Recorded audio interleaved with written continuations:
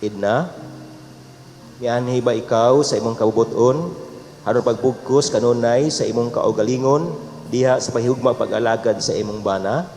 Yes, Father. Familiar things.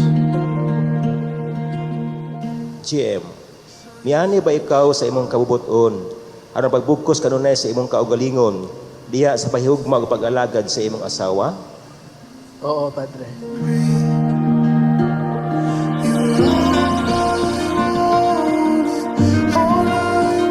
Marriage is not a competition between husband and wife.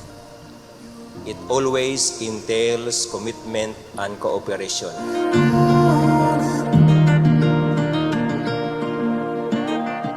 Love does not need to be paid for. It is free. And that is why people who are in love can work tirelessly. Safe place for me to remember all. Edna, kini si Jose Marlon, nga aniya karon dinhi, dawaton ba nimo siya nga imong bana sumala sa lagda sa itong inahan Santa Iglesia? Yes, Father.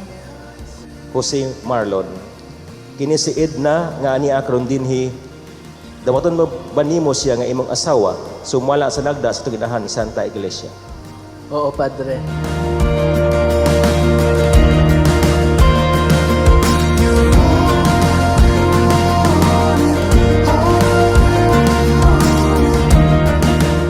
Buhat, lihok, paningkamot para sa sagusa, kay ang tinuod nga hinigugma, malipayon nga magbuhat para sa iyang hinigugma.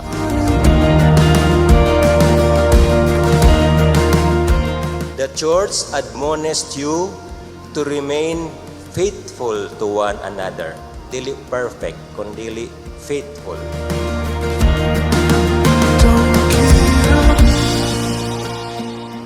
GM o Edna, you must remember that God is the author of your marriage. It is God who planned that you met, that you fall in love, and decide to spend your life together. God brought you together. Ginoo mo ay nagplano ani, dili kamo.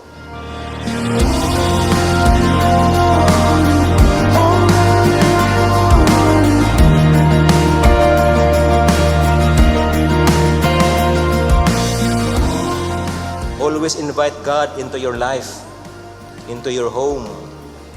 In joys and in sorrows of married life, always remember God. In trials and triumphs, always return to God.